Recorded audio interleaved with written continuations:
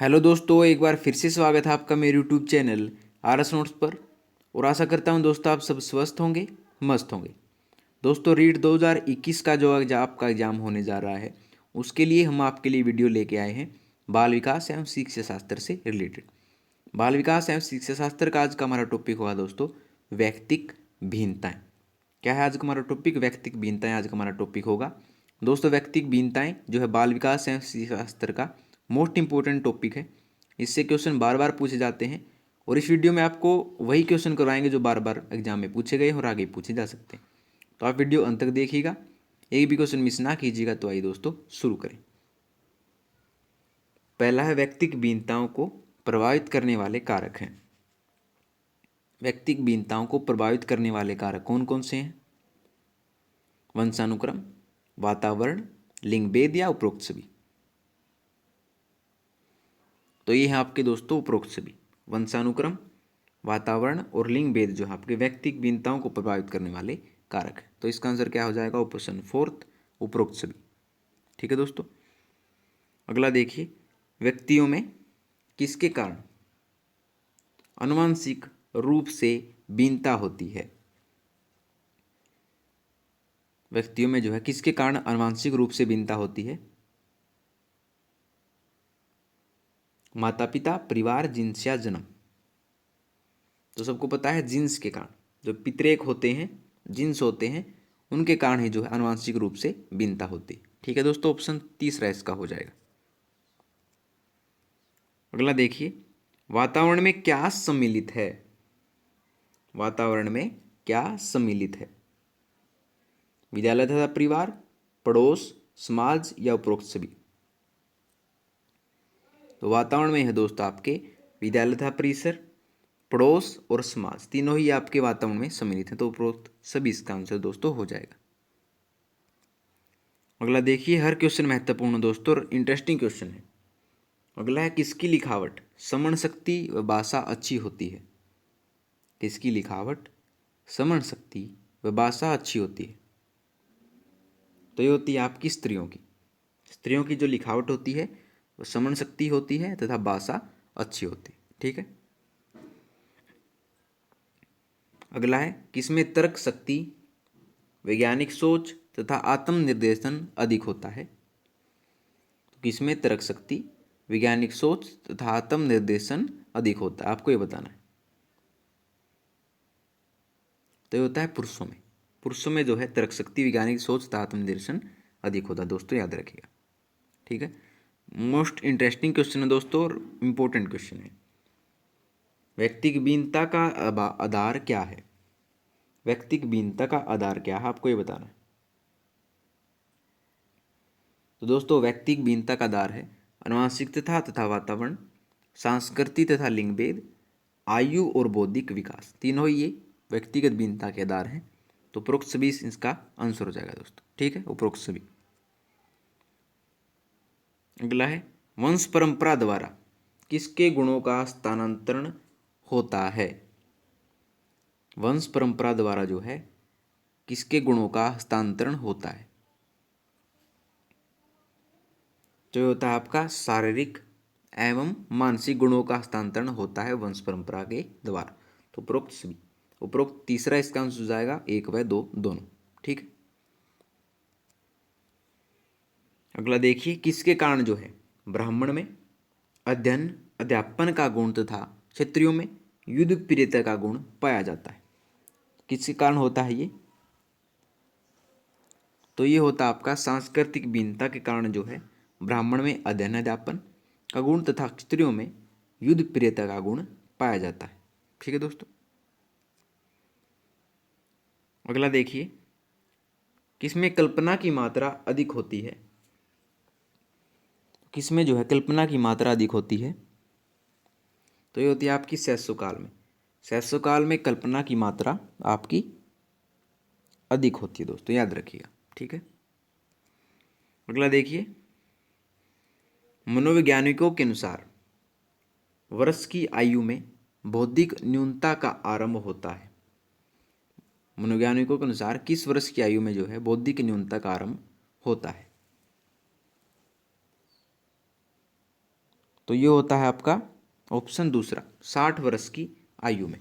60 वर्ष की आयु में जो है बौद्धिक न्यूनता का आरंभ हो जाता है। ठीक है दोस्तों, याद रखिएगा। अगला, किसमें वीरता व साहस की भावना अधिक होती है? किसमें जो है वीरता व साहस की भावना अधिक होती है? तो ये होती है आपकी पुरुषों में। पुरुषों में आपकी वीरता व साहस की भावना अधिक होती है दोस्तों, याद रखिएगा। अगला देखिए, किसमें स्नेह, दया, ममता, लज्जा आदि गुण अधिक होते हैं? तो आप सबको पता है किसमें होते हैं ये ज़्यादा, ये होते हैं स्त्रियों में, ऑप्शन दूसरा। अगला देखिए, किस मनोवैज्ञानिक ने व्यक्तियों को 3 श्रेणियों अंतर्मुखी, बहिर्मुखी तथा उभयमुखी में विभाजित किया है? तो किस मनोवैज्ञानिक ने किया है ये? तो ये किया है दोस्तों जुंग ने। जुंग ने जो है व्यक्तियों को 3 श्रेणियों अंतर्मुखी, बहिर्मुखी तथा उभयमुखी में विभाजित किया है। अगला, किस मनोवैज्ञानिक ने शारीरिक स्वास्थ्य की दृष्टि से व्यक्तियों के भेद किए हैं? किस मनोवैज्ञानिक ने जो है शारीरिक स्वास्थ्य की दृष्टि से व्यक्तियों के भेद किए हैं? तो ये किए हैं आपके वर्णन ने। वर्णन ने जो है शारीरिक स्वास्थ्य की दृष्टि से व्यक्तियों के भेद किए हैं। ठीक है दोस्तों। अगला, किस मनोवैज्ञानिक ने विचार की दृष्टि से व्यक्तियों का श्रेणी विभाजन इस प्रकार किया है? अमूर्त चिंतक, विचार प्रधान चिंतक, वस्तुपरक चिंतक तथा आंगिक अनुभव प्रधान चिंतक। तो किस मनोवैज्ञानिक ने किया है ये किया है आपका थर्नडाइक ने, ऑप्शन दूसरा इसका आंसर हो जाएगा। ठीक है दोस्तों, हर क्वेश्चन महत्वपूर्ण है दोस्तों, एक भी क्वेश्चन मिस ना कीजिएगा। अगला, व्यक्तिगत भिन्नता के प्रकार हैं। व्यक्तिगत भिन्नता के प्रकार कौन कौन से हैं? तो ये है आपकी मानसिक व शारीरिक भिन्नता, योग्यता व व्यक्तित्व में भिन्नता, भावात्मक व स्वभावगत भिन्नता। तो ऑप्शन फोर्थ इसका आंसर हो जाएगा दोस्तों। ठीक है। अगला है, किस मनोवैज्ञानिक ने व्यक्तिगत भेद इस प्रकार बताए हैं? सिद्धांतिक, आर्थिक, सामाजिक, सौंदर्यात्मक, राजनीतिक, धार्मिक। किस मनोवैज्ञानिक जो है व्यक्तिगत भेद सिद्धांतिक, आर्थिक, सामाजिक, सौंदर्यात्मक, राजनीतिक और धार्मिक बताए हैं? तो ये बताए हैं स्प्रेंगर ने, ऑप्शन दूसरा इसका आंसर हो जाएगा। अगला, किस मनोवैज्ञानिक ने व्यक्तियों का भेद इस प्रकार बताया है? मानसिक रूप से स्थिर, मानसिक रूप से अस्थिर। तो ये बताया है ऑप्शन तीसरा टार्टर ने। टार्टर ने जो है व्यक्तियों का भेद मानसिक रूप से स्थिर और मानसिक रूप से अस्थिर के रूप में किया है। अगला देखिए दोस्तों, संवेगों की भिन्नता व्यक्तित्व के किस के लिए समस्या होती है? संवेगों की जो भिन्नता होती है वो व्यक्तित्व के किस के लिए समस्या होती है? ये होती है आपकी समायोजन के लिए, ऑप्शन पहला इसका आंसर हो जाएगा। ठीक है दोस्तों। अगला, व्यक्तिगत भेदों के मापन हेतु परीक्षण है। व्यक्तिगत भेदों के मापन हेतु परीक्षण है। तो ये है आपकी उपरोक्त सभी, यानी कि बुद्धि परीक्षण तथा क्रमसूचक परिमाप, व्यक्तित्व परीक्षण तथा अभिरुचि परीक्षण और निर्धारण परीक्षण तथा अभिरुचि परीक्षण, तीनों ही इसके आंसर हो जाएंगे दोस्तों। तो उपरोक्त सभी। अगला है, बुद्धि परीक्षणों द्वारा व्यक्ति की ब्लैंक भिन्नताओं का पता लगाया जाता है। बुद्धि परीक्षण द्वारा व्यक्ति की कौन सी भिन्नताओं का पता लगाया जाता है? तो ये लगता है मानसिक भिन्नताओं का, ऑप्शन दूसरा इसका आंसर हो जाएगा। ठीक है दोस्तों। अगला देखिए, किस परीक्षण द्वारा बुद्धि, अभिरुचि, अभिवृत्ति, व्यक्तित्व की विशेषताओं के आधार पर व्यक्ति का क्रम निर्धारित किया जाता है? किस परीक्षण द्वारा जो है बुद्धि, अभिरुचि, अभिवृत्ति, व्यक्तित्व की विशेषताओं के आधार पर व्यक्तित्व का क्रम निर्धारित किया जाता है? तो ये किया जाता है आपका क्रम सूचक परिमाप विधि द्वारा। ठीक है, ऑप्शन तीसरा हो जाएगा इसका आंसर। चलते हैं अगले पर। किस परीक्षण में साक्षात्कार, प्रश्नावली, निर्णय विधि, क्रम निर्धारणी, प्रक्षेपण विधियों द्वारा व्यक्तिक भिन्नताओं का पता लगाया जाता है? तो किस द्वारा लगाया जाता है? ये लगाया जाता है व्यक्तित्व परीक्षण द्वारा। ऑप्शन दूसरा इसका आंसर हो जाएगा। ठीक है दोस्तों। अगला, किस परीक्षण द्वारा व्यक्ति की रुचि तथा रुझान का पता करके व्यक्तिक भिन्नताओं का पता लगाया जाता है? रुचि तथा रुझान, तो ये होता है आपका अभिरुचि परीक्षण द्वारा। ऑप्शन पहला इसका आंसर हो जाएगा। ठीक है दोस्तों।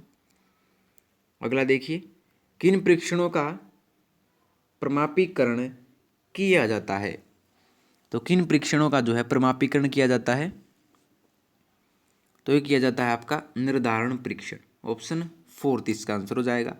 तो निर्धारण परीक्षण जो है इसका आंसर है। अगला देखिए,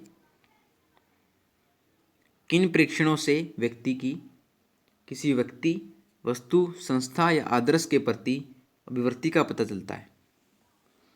किन परीक्षणों से जो है व्यक्ति की किसी व्यक्ति, वस्तु, संस्था या आदर्श के प्रति अभिवृत्ति का पता चलता है? तो ये पता चलता है आपका अभिवृत्ति परीक्षण विधि द्वारा। ठीक है, ऑप्शन पहला इसका आंसर हो जाएगा दोस्तों।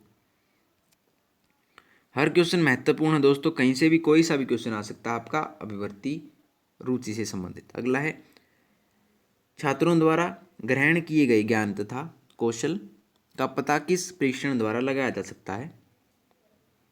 छात्रों द्वारा ग्रहण किए गए ज्ञान तथा कौशल का पता किस परीक्षण द्वारा लगाया जा सकता है? तो ये लगाया जाता है आपका निष्पत्ति परीक्षण द्वारा। ऑप्शन तीसरा हो जाएगा इसका आंसर दोस्तों। ठीक है। अगला देखिए, किस मनोवैज्ञानिक के अनुसार अमेरिका में वर्गीकरण की नवीनतम विधि है? 9 वर्ष की अवस्था तक आयु के अनुसार, 9 से 13 वर्ष की आयु अवस्था तक, रुचियों के अनुसार तथा 13 वर्ष की अवस्था के बाद मानसिक योग्यताओं के अनुसार। तो किस मनोवैज्ञानिक है? ये है दोस्तों मोर्स एवं विंगो का। ऑप्शन तीसरा इसका आंसर हो जाएगा दोस्तों। ठीक है। अगला है, व्यक्तिगत शिक्षण विचार से प्रेरित होकर व्यक्तिगत शिक्षण की कौन सी योजना आरंभ की गई? व्यक्तिगत शिक्षण विचार से प्रेरित होकर व्यक्तिगत शिक्षण की कौन सी योजना आरंभ की गई है? तो एक ये है आपकी डोल्टन योजना और विनेटिका योजना, दोनों ये आरंभ की गई है दोस्तों। ऑप्शन तीसरा इसका आंसर हो जाएगा। अगला, मनोवैज्ञानिकों के मतानुसार कक्षा के छात्रों की संख्या लगभग कितनी होनी चाहिए? मनोवैज्ञानिकों के मतानुसार कक्षा के छात्रों की संख्या लगभग होनी चाहिए आपकी 20। ठीक है, ऑप्शन दूसरा आंसर हो जाएगा दोस्तों। अगला देखिए, गृह कार्य देते समय किसका पूर्ण ध्यान रखा जाना चाहिए? जब आप बच्चों को गृह कार्य देंगे तो उसमें पूर्ण ध्यान किस बात का रखा जाना चाहिए? बालकों का, बालकों की क्षमताओं का और बालकों की योग्यताओं का। तीसरा आंसर ऑप्शन फोर्थ इसका आंसर हो जाएगा दोस्तों। उपरोक्त सभी बातों का ध्यान हमें रखना चाहिए जब हम बच्चों को गृह कार्य दें। ठीक है। अगला, किस मनोवैज्ञानिक ने ये सुझाव दिए कि जिन बालकों को कम दिखाई या सुनाई देता है उन्हें कक्षा में सबसे आगे बैठाया जाए? निर्बल और कुपोषित बालकों के लिए विश्राम के कलांश निश्चित किए जाएं और प्रत्येक बालक की डॉक्टरी जांच की जाए और प्रत्येक विद्यालय में डॉक्टर की नियुक्ति की जाए। तो किस मनोवैज्ञानिक ने सुझाव दिए? तो ये दिए हैं आपके स्किनर ने। ऑप्शन तीसरा इसका आंसर हो जाएगा दोस्तों। स्किनर ने ये सुझाव दिए हैं। अगला, बालकों के परिवार में ब्लैंक उनके विचारों, दृष्टिकोण, आवश्यकताओं आदि में भेद उत्पन्न करती है। तो क्या उत्पन्न करती है? तो ये करती है आर्थिक दशाएं और सामाजिक दशाएं जो हैं आप बालकों में, परिवार में उनके विचारों, दृष्टिकोण, आवश्यकताओं आदि में भेद उत्पन्न करती है। ठीक है, ऑप्शन तीसरा इसका आंसर हो जाएगा। और अंतिम है दोस्तों आज का, कि किस मनोवैज्ञानिक ने लिखा है कि समाजशास्त्र के साथ साथ शिक्षा का आधार मनोविज्ञान होना चाहिए? किस मनोवैज्ञानिक ने लिखा है कि समाजशास्त्र के साथ साथ शिक्षा का जो आधार है वो मनोविज्ञान होना चाहिए? तो ये कहा है जॉन डीवी ने। ऑप्शन दूसरा इसका आंसर दोस्तों हो जाएगा। तो लीजिए दोस्तों, आपका व्यक्तिक भिन्नता का जो टॉपिक है वो होता है आपका कंप्लीट। तो अगर आपको दोस्तों वीडियो अच्छी लगी हो तो वीडियो को लाइक, शेयर और कमेंट करके ज़रूर बताइएगा कि आपको वीडियो कैसी लगी, और आरएस नोट्स चैनल को सब्सक्राइब कर लीजिए। तो दोस्तों मिलते हैं आपसे अगली वीडियो में नए रोचक प्रश्नों के साथ। तब तक के लिए धन्यवाद दोस्तों।